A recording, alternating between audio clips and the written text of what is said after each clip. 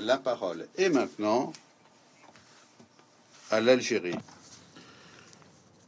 Thank you, Madame President. Merci, Madame la Présidente. Permettez-moi tout d'abord de remercier la présidence du Mozambique pour son excellent choix quant au sujet d'aujourd'hui, le maintien de la paix et de la sécurité internationale, le rôle des femmes et des jeunes. Permettez-moi également d'ajouter que nous sommes très heureux de voir son Excellence, la ministre des Affaires étrangères et de la coopération du Mozambique, présider notre réunion. Je souhaiterais également remercier les intervenants de leurs remarques précieuses. Madame la Présidente, les femmes et les jeunes sont un rempart contre le déclenchement de conflits. Elles jouent un rôle essentiel dans la gestion et le règlement de ces derniers. Dans l'intervalle, ils sont confrontés à des défis de taille et des menaces transnationales, y compris des conflits armés, le terrorisme, l'extrémisme violent et la traite le trafic d'armes et de drogue. Ces défis érigent des obstacles immenses s'opposant à l'inclusion véritable des femmes et des jeunes, entravant ainsi la réalisation de la paix, de la sécurité et du développement durable pour toutes et tous. Les effets de ces difficultés sont particulièrement douloureux pour les femmes et les jeunes. Ces derniers sont souvent les plus touchés par ces questions, y compris les problèmes découlant de menaces contre la paix et la sécurité et de l'absence de développement. Il n'est pas possible pour les États membres à eux seuls de s'attaquer à ces dilemmes complexes. Nous insistons sur le fait qu'il est indispensable de renforcer les partenariats internationaux et d'encourager la coopération entre les États membres, la société civile et les institutions internationales, tout en échangeant les meilleures pratiques.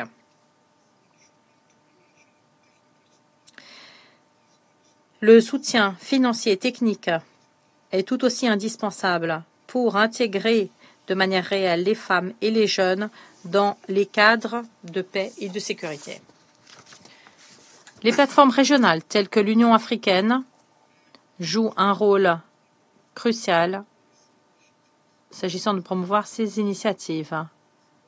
Madame la Présidente, permettez-moi d'ajouter les points suivants. Tout d'abord, il est indispensable de réellement mettre en œuvre la résolution 1325 qui permettra de renforcer de manière notable le recrutement des femmes dans les secteurs de la sécurité et dans le secteur militaire et d'encourager leur participation active dans le maintien de la sécurité et de la stabilité. En vue de renforcer cette approche et de renforcer l'intégration des femmes à tous les aspects de la vie en Algérie, en particulier dans le secteur de la sécurité, mon pays a adopté un plan d'action national en juillet dernier. Ce plan vise à contribuer à atteindre les objectifs de cette résolution des Nations Unies, notamment le renforcement du rôle des femmes pour atteindre la paix où que ce soit, à quelque moment que ce soit et dans quelques circonstances que ce soit. Deuxièmement, nous réaffirmons l'importance d'adopter une approche au développement durable complète pour protéger les jeunes contre les menaces, contre la paix et la sécurité, et pour canaliser leurs énergies et leurs compétences en vue d'une croissance économique et du maintien de la paix et de la sécurité. Ce n'est que grâce à un développement durable que les jeunes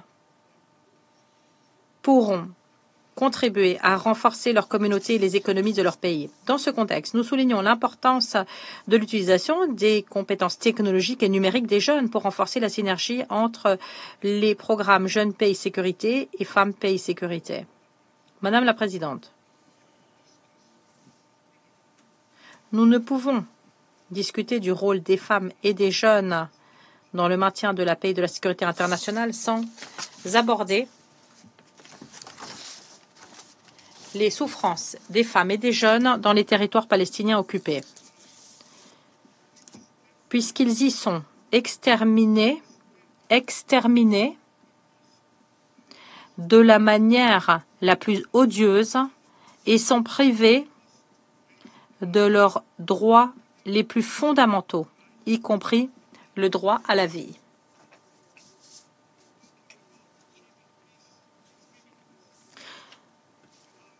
Parler de la paix ne fait aucun sens en l'absence d'une cessation immédiate de toute forme de persécution, de massacre, de marginalisation et d'injustice. Et si l'on ne permet aux jeunes Palestiniens de jouir de leurs droits dans leur propre État indépendant. Et surtout, leur droit à la vie. Merci, Madame la Présidente. Je remercie le représentant de l'Algérie.